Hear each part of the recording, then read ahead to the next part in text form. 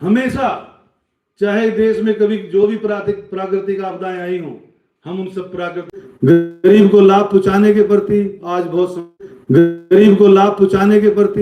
बहुत संवेदनशील हैं।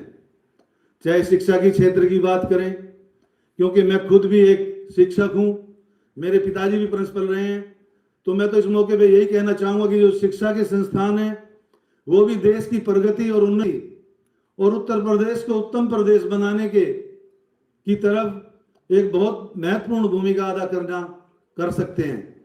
इस मौके पर आप सब लोगों ने जो प्यार और आशीर्वाद मुझे बुला कर दिया, पुनः हृदय की गहराइयों से धन्यवाद।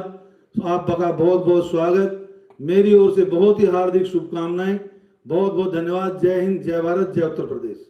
नृत्य का आनंद लें।